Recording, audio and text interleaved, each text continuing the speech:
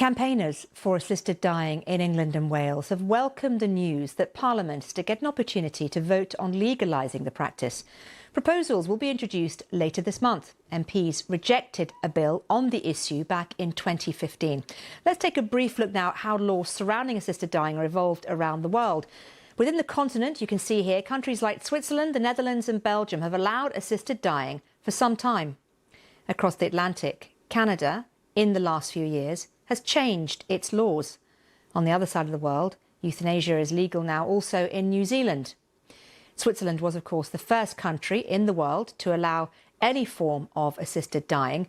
Euthanasia has been permitted there since 1942, provided the motive is not selfish.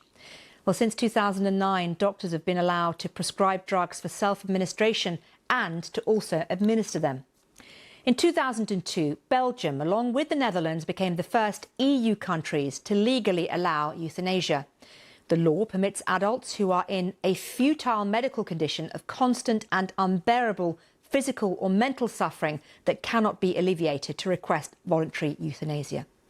Canada loosened its euthanasia laws back in 2021, no longer requiring a patient's condition to be terminal.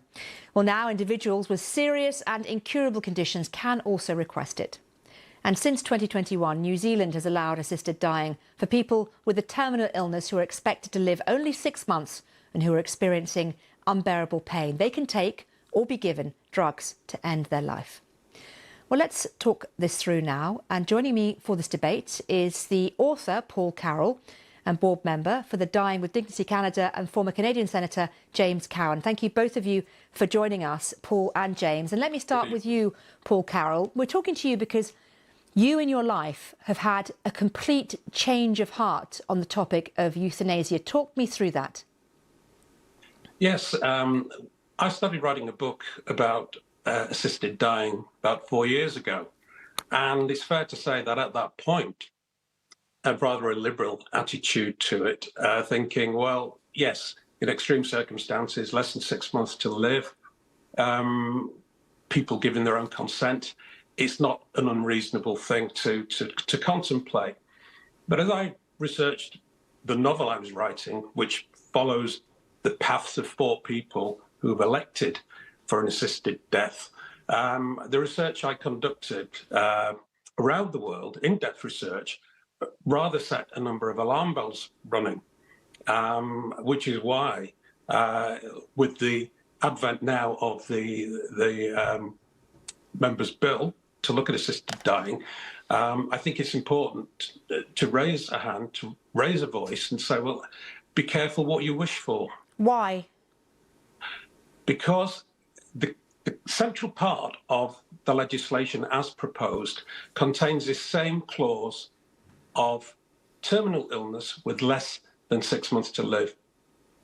And in other countries that you've just mentioned, Holland, Belgium in particular, Canada especially, they started off with the same stipulations, but that was soon watered down under legal challenge, and the exponential growth in terms of take-up on assisted deaths is quite alarming. And I don't feel that those figures have been looked at in enough depth. And I would urge MPs to go beyond the emotional argument, as compelling as it is, because obviously one can only empathise with patients and their families and loved ones in those extreme situations, but question whether a change in the law will actually create more problems than it solves. James, what's your response to that? Well, in Canada, our position has always been that it is a question of individual choice for people who wish to access the system. They have the ability to apply and be assessed, and if they're approved to access medical assistance in dying, as we call it here in Canada. But it is a matter of individual choice, and there are Canadians who are opposed to the whole concept of medical assistance in dying, and that belief is enshrined, is respected and protected in our existing legislation. And we now have had experience in Canada since 2016, and that experience, in my judgment and in the judgment of those who comment on it here in Canada, for the most part, has been universally positive. It's been a great sense of relief to those who've been able to access it, and for the families of those who have seen their loved ones receive a dignified death at a time and place of their own choosing. James, have you seen it or the system abused in any way? There are always allegations of people being forced to do it, but forced into it, or that it was not really because they were suffering intolerably, it was because they were homeless or had run out of financial resources. But when those allegations are investigated, they are found to be baseless. And there is no case in Canada that I'm aware of where the system has been abused. Paul, tell me this. I mean, you know, you've had a change of heart yourself. What do you think? What do you think will happen, Paul, if MPs do vote for this? What do you think the outcome is going to be? Because ultimately, what a lot of people say who are pro assisted dying is that this gives people choice. Choice is, you know, a good thing, no? It depends who's making the choice, of course, because it also opens up the whole area of coercion, whether it's direct or indirect, from family, from carers, the terminally ill or the ill, feeling that they're a burden on society, on their families. So I have commented on what I would call the euphemisms employed by the pro-assisted dying lobby, which talks about choice, dignity, humanity.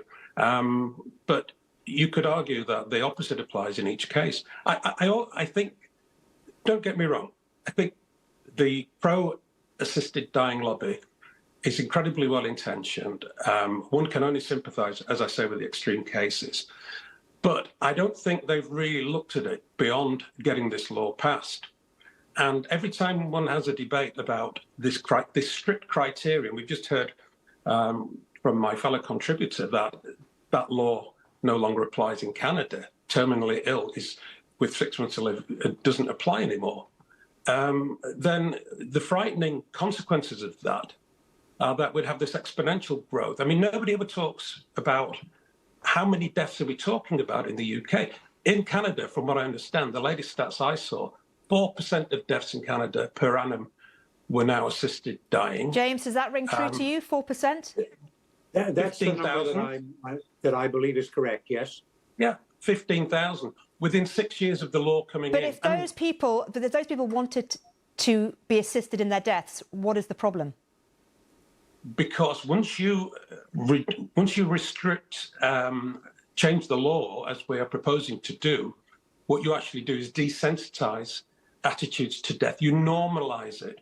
So it's an expectation that once you've reached a certain stage where you're a burden on your family, you may be ill, you don't have many prospects, you may not be able to get the healthcare that you require, you may not be able to afford the healthcare that you James, require. very briefly, do you agree with that? We haven't got much time, but just... I mean, those are concerns, certainly, but our experience in Canada has been that nobody has received medical assistance in dying because of those criteria. Certainly in Canada, and I'm sure in the UK and elsewhere around the world, we need better access to medical care, we need more social supports, all those kinds of things. But the two are not mutually exclusive. And no one in Canada can receive a certification to receive medical assistance in dying because they're homeless or because they have lack access to other forms of medical care or they lack social assistance. That it just isn't the case. That's the kind of fear mongering which was talked about at the time, but our experience, as I say, from 2016 has disproven that, and that's just not been our experience here in Canada. Okay, well, James Cowan and Paul Carroll, it's been really good to talk to you both. Thank you so much. Thank you for having me.